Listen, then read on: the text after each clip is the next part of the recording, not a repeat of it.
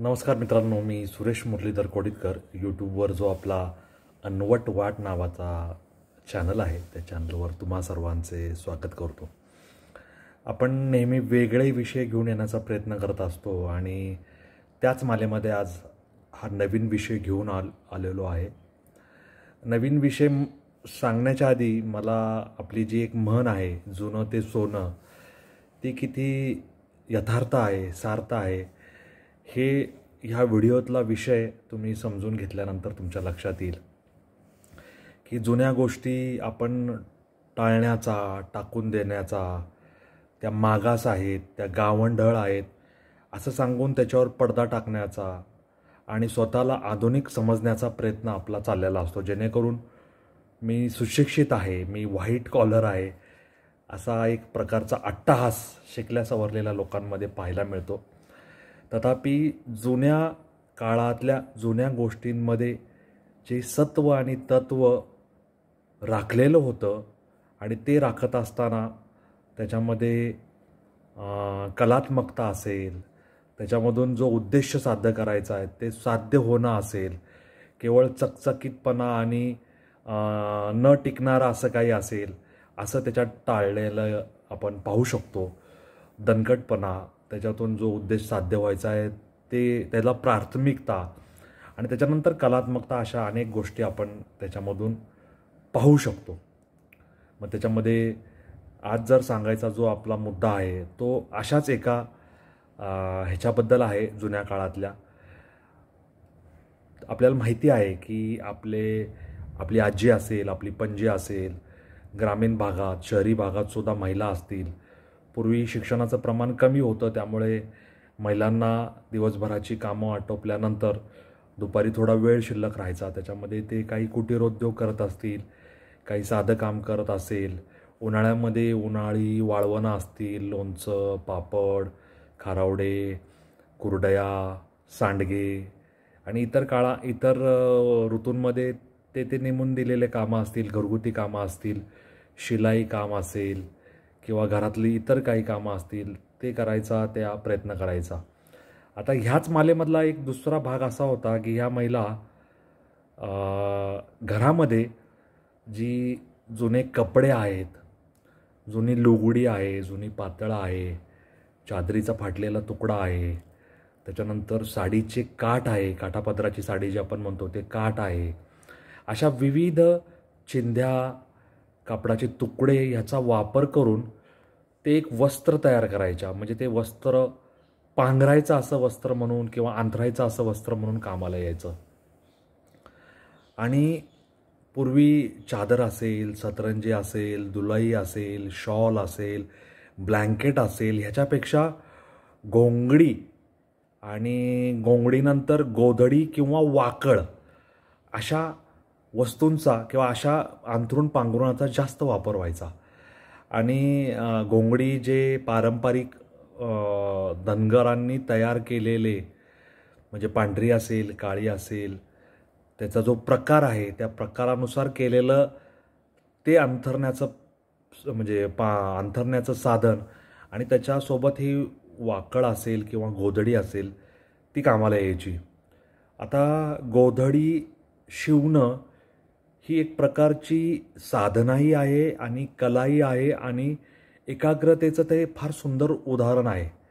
शक्यतो गोधडी मागून गोधडी शिवणे हे एक प्रकारे आपली दृष्टी म्हणजे डोळे आणि कंबर यांना त्रासदायक ठरेल असं काम आहे.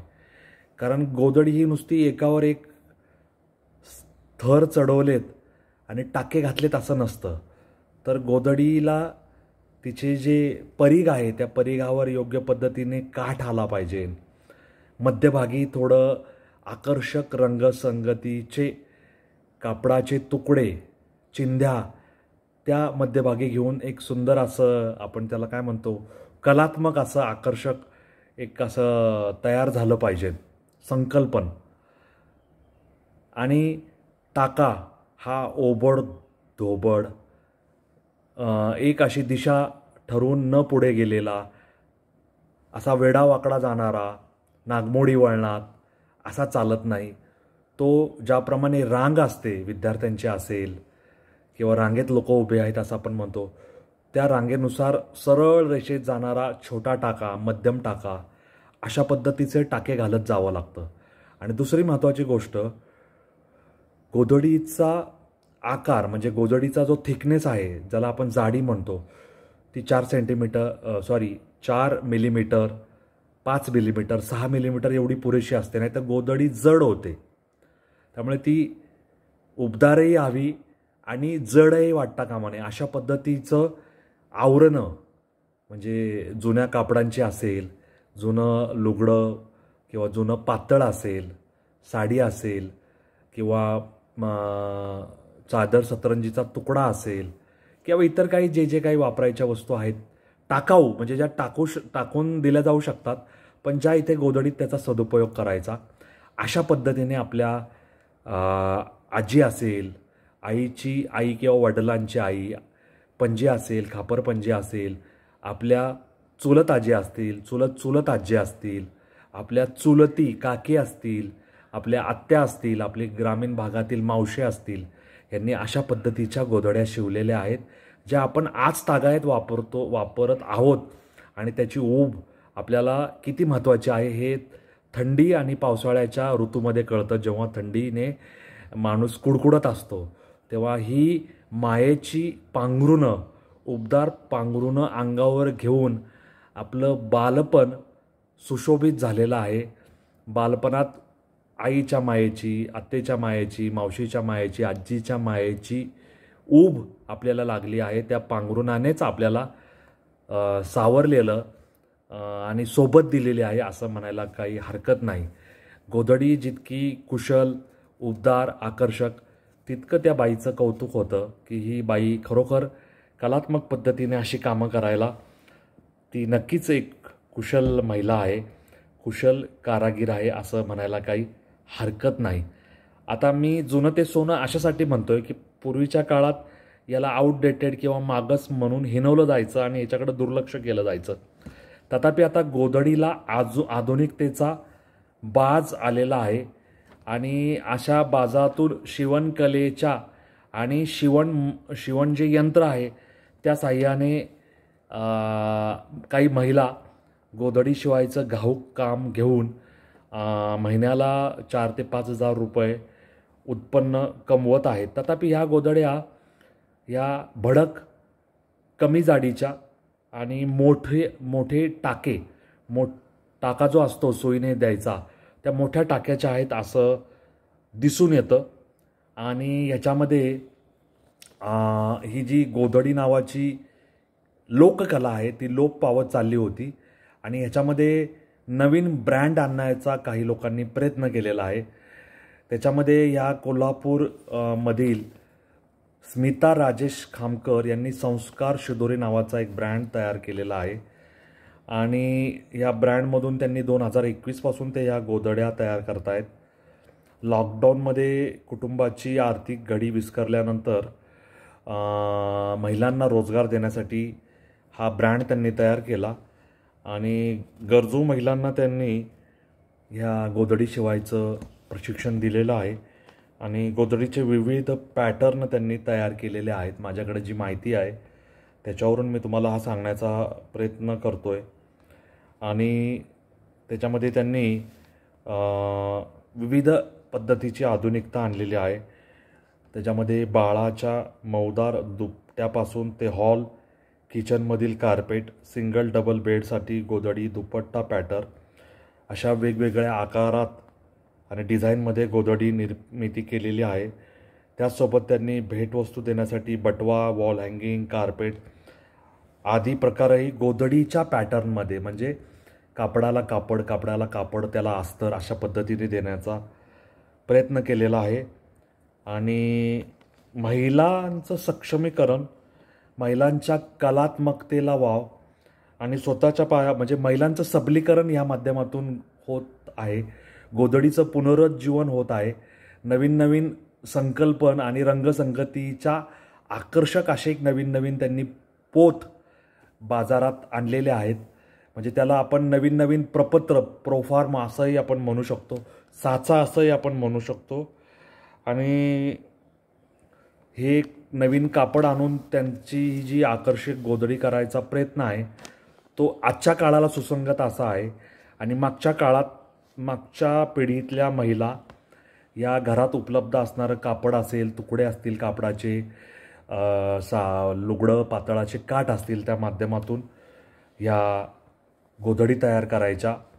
तर जुन्या काळातल्या त्या महिलांना, ज्येष्ठांना आपण नमस्कार करूया.